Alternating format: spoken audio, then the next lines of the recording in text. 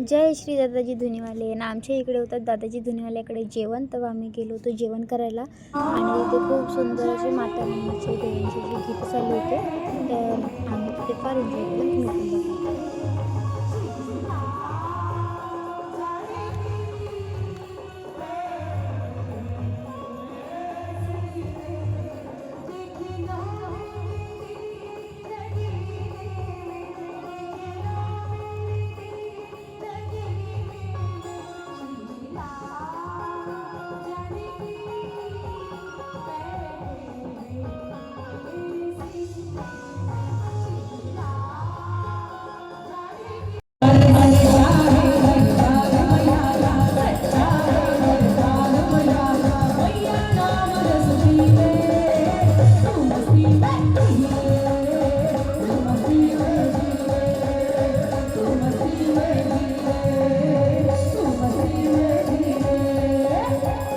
माझी मम्मी तर खूपच भावूक झाली होती गाणी ऐकून. खरंच तिच्या डोळ्यातून अश्रू निघत होते.